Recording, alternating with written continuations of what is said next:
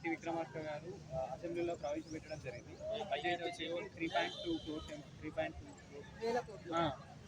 దీంట్లో భాగంగానే ఆ బడ్జెట్ ప్రతి ఒక్కరికి కూడా నచ్చలేదని చెప్పి టీఆర్ఎస్ నేతలు గంగుల కమలాకర్ గారు, జగదీష్ రెడ్డి గారు ప్రతి ఒక్కరు కూడా బయటకు వచ్చి చెవులలో పువ్వు పెట్టకండి అని చెప్పి పువ్వులు పెట్టుకొని మరి ప్రెస్ మీట్ పెట్టి ఈ బడ్జెట్ రైతులకు అనుకూలంగా లేదు, విద్యార్థులకు అనుకూలంగా లేదు, ఈ బడ్జెట్ అసలు అదంతా కూడా ప్రజల చెవుల్లో పూలు పెట్టే బడ్జెట్ ఇది అని చెప్పి మాట్లాడుతున్నారు. దీనిపై మీరేమంటారు? ఇంతకు ముందు కూడా ఈ బడ్జెట్ అమలు చేసినట్టున్నారు. అప్పుడు కూడా ఏం చేయలేదు కదా వాళ్ళు. ఎవరికి ఉపయోగపడలేదు రేవంత్ అన్న బడ్జెట్ పెట్టినప్పుడు. మళ్ళీ ఇప్పుడు అన్ని వేల కోట్లు ఇచ్చారు కాబట్టి పిల్లల చదువుల కోసం కానీ, కళ్యాణ లక్ష్మి కోసం, కరెంటు ఫ్రీ గురించి ఇన్ని వేల కోట్లు మేము ఇస్తున్నాము అని చెప్పేసి ఇప్పుడైనా దీనికి ఉపయోగపడాలి, ఇప్పుడైనా ఉపయోగించండి ఈ బడ్జెట్ అని చెప్పేసి చెప్పడం జరిగింది.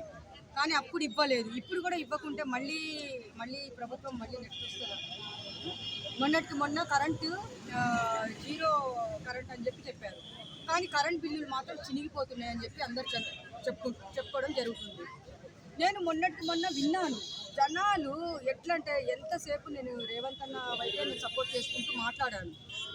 ఆయనకే సపోర్ట్ చేశాను, ఒక చెల్లెల్లాగా సపోర్ట్ చేసి మాట్లాడినప్పుడు ఏం సపోర్ట్ చేస్తున్నావమ్మా, నువ్వు ఏం పెట్టాడు, ఏం నీకు ఇచ్చాడా, మాకేం ఇవ్వలేదని చెప్పేసి నన్ను చెప్తున్నారు. కానీ ఇప్పుడున్న బడ్జెట్ సమావేశాల్లో ఇన్ని వేల కోట్లు ఇచ్చినప్పుడు 6 పథకాలు పెట్టినప్పుడు ఒక్క రేషన్ కార్డు మాత్రమే మాకు ఇచ్చారు. ఇంకా రేషన్ కార్డు వచ్చిన తర్వాత మాకు 2500 ఎక్కడా, 4000 పింఛన్ ఎక్కడా, కళ్యాణ లక్ష్మి ఎక్కడా ఇచ్చారు. ఎవరికి ఇచ్చారు? వాళ్ళకి ఇచ్చుకుంటున్నారు కళ్యాణ లక్ష్మి అని చెప్పేసి మన వాళ్ళు అనుకుంటున్నారు. కానీ ఎలా మన వాళ్ళు వాళ్ళకే ఎందుకు ఇస్తున్నారు? మన పేదవాళ్ళ పెళ్ళిళ్ళ ఆడపిల్ల పెళ్ళికి కూడా ఇవ్వాలి కదా, వాళ్ళకి సంబంధించిన వాళ్ళకే ఇస్తున్నారు కళ్యాణ లక్ష్మి. మీకు ఇచ్చారని నాకు ఎదురు క్వశ్చన్ వేశారు. కానీ బూతులు తిడుతున్నాను. నేను చెప్పకూడదు, కానీ ఇప్పుడన్నా ఈ బడ్జెట్ సమావేశంలో ఇంత డబ్బు వచ్చిన తర్వాత ఈ 6 పథకాలకు ఉపయోగపడాలి.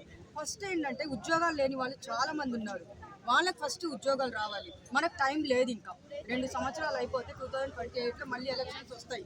6 ఇది 7, 8లో మళ్ళీ ఎలక్షన్స్ వస్తాయి. అలాంటప్పుడు మీరు ఇంకా తక్కువ టైంలో ఇదంతా చేయాలి కదా. మరి ఇదేంటి మన హైదరాబాద్ రూపురేఖలే మార్చేస్తానంటున్నారు. మార్చాలా? మార్చండి రేవంత్. హైదరాబాద్ నే 3 ముక్కలు చేసి ఆడుతున్నాడు రేవంత్ రెడ్డి. అంటే అభివృద్ధి అంటే కూల్ చేయడం, ఫెయిల్ చేయడమా అని చెప్పి హరీష్ రావు గారు మాట్లాడారు ప్రెస్ మీట్ లో. ఇదంతా అది నిజమేనా? ఆయన మాటలు మీరు ఏకీభవిస్తున్నారు? ఇప్పుడు హైడ్రా అని చెప్పేసి ఒకటి ఇల్లులు కూల్చేస్తున్నారు. ఇల్లులు కూల్చేసి ఇప్పుడు మొన్న నేను ట్యాంక్ బండ్ దగ్గర మూసీ నదిలో 5,000 కోట్లతో మరి ఏదో 500 కోట్లు 5,000 కోట్లతో గాంధీ విగ్రహం పెడతాము అంటున్నారు. 5,000 కోట్లతో గాంధీ విగ్రహం అవసరమా? గాంధీ తాత చెప్పాడా? నాయనా రేవంత్ నాయనా, నా బిడ్డవి నువ్వు, నాకు 5,000 కోట్లతో నువ్వు అది పెట్టాలి, నా విగ్రహం పెట్టాల్సిందే. కేసీఆర్ అంబేద్కర్ పెట్టినప్పుడు నువ్వు కూడా పెట్టు, నువ్వు దేంట్లో తగ్గకూడదు అని చెప్పారా గాంధీ తాత? లేదుగా, చెప్పలేదుగా. కోపం వస్తుంది. నేను వేస్తా క్వశ్చన్, ఒక ఆడపిల్లగా నేను వేస్తాను. మేము కూడా మాకు హక్కు ఉంది, అడిగే హక్కు ఉంది మాకు. ఎందుకంటే మేము అందరితో ఓట్లు వేపించి ఇప్పుడు నేను తిట్లు తింటున్నా ఇక్కడ.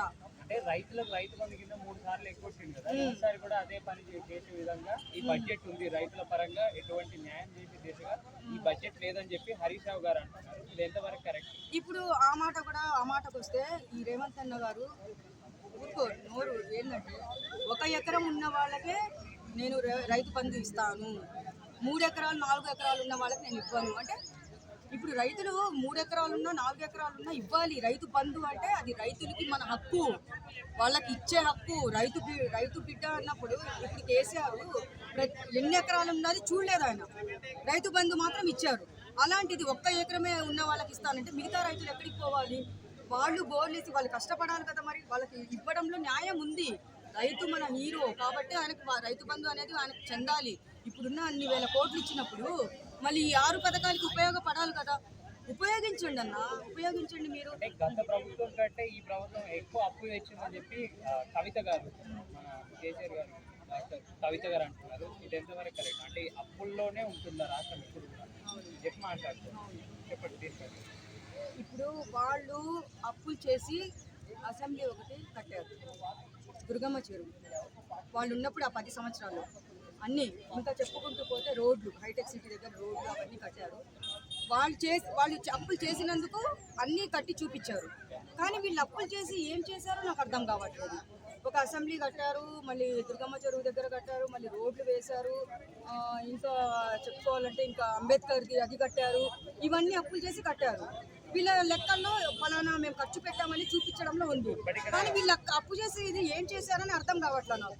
మిత్తులు కడుతున్నామని చెప్తున్నారు మిత్తులు కడుతున్నామని చెప్తున్నారు. వడ్డీలు ఎవరు? కాంగ్రెస్ పార్టీ. అబ్బా ఏం వడ్డీలు కట్టారబ్బా? ఏం దానికి ఇది రూపురేఖలు ఏమైనా మార్చారా? గవర్నమెంట్ తీసుకొచ్చిన అప్పుకే దానికే మిత్రులు కట్టుకుంటున్నాం, ఆడికే సరిపోతున్నాం మేము. ఇంకా సంక్షేమ పథకాల మీద ఏం పెడతాం? వాళ్ళు ఇక ఏది 6 సంక్షేమ పథకాలు అన్నారు కదా, వాటి గురించి మేము బడ్జెట్ ఎక్కడి నుండి తీసుకొస్తామని చెప్పి మాట్లాడుతున్నారు. ఎవరు మాట్లాడుతున్నారు? కాంగ్రెస్ గవర్నమెంట్. అయితే 6 పథకాల గురించి వాళ్ళు మాట్లాడుతున్నారు. మరి ఎందుకు పెట్టాలి 6 పథకాలు? బస్సు ఫ్రీ పెట్టారు. మీరు ఫస్ట్ ఎక్కడ దొబ్బారంటే ఫస్ట్ బస్సు ఫ్రీ పెట్టేసి జనాలకి టక్క టక్క టక్క టక్క టక్క టికెట్లు కొట్టినట్టు ఓట్లు వేసేసారు జనాలు. ఏంటంటే ఇప్పుడు బస్సు ఫ్రీ కాదు, ఇప్పుడు 6 పథకాలు 5 ఎవరికన్నా అమలు అయ్యాయా?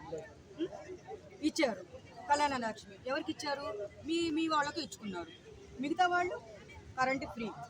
ఎక్కడ? 100 మందిలో 10 మందికే కరెంట్ ఫ్రీ వస్తుంది. 5 గ్యాస్ ఫ్రీ అన్నారు, ఫ్రీడమ్ అన్నారు, గ్యాస్ 500కే అన్నారు. ఎక్కడ? 60 రూపాయలు పెంచారు. అక్కడ యుద్ధాలు జరుగుతుంటే దానికి దీనికి లింక్ పెట్టేసి మీరు తప్పుకుంటున్నారు. ఎక్కడ గ్యాస్ ఫ్రీ ఇచ్చారు?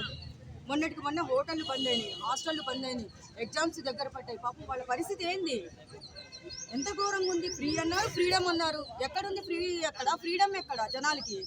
ఇప్పుడు తిట్టుకోక ఏం చేస్తారు? నేనేం సమాధానం చెప్పాలో నాకు అర్థం కావట్లేదు. అంటే ఈ కాంగ్రెస్ గవర్నమెంట్ అంతా కూడా మాటల్లో ఉన్నది, చేతల్లో చూపించలేదు అని చెప్పి బీఆర్ఎస్ గవర్నమెంట్ అంటుంది. అది నిజమే.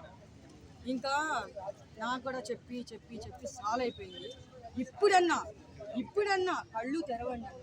ఇప్పుడన్నా కళ్ళు తెరిచి ఇప్పుడు ఇచ్చిన బడ్జెట్ కన్నా ఈ 6 పథకాలు అమలు చేసి మీరేందో నిరూపించుకోండి. ఫస్ట్ మీరేందో ఛాలెంజ్ చేసి చూపించండి. ఒకళ్ళు మనకు అనుకోకూడదు, వాళ్ళ దగ్గర మనం అనిపించుకోకూడదు. అలాంటిది మీరు చేయండి. ఇప్పుడు ఏదైతే మా మహిళలకు మీరు ఇచ్చారో 2500, 4000 పింఛను, Kalyana Lakshmi, free gas, free current, అది ఇచ్చారంటే మీరు కరెక్ట్, మీరు రైట్. వాళ్ళకి మాట్లాడుకునే అవకాశం మాత్రం మీరు కల్పించకూడదు. అది చెప్తున్నాను నేను. ఎవరి మైక్ వాళ్ళు తీసుకు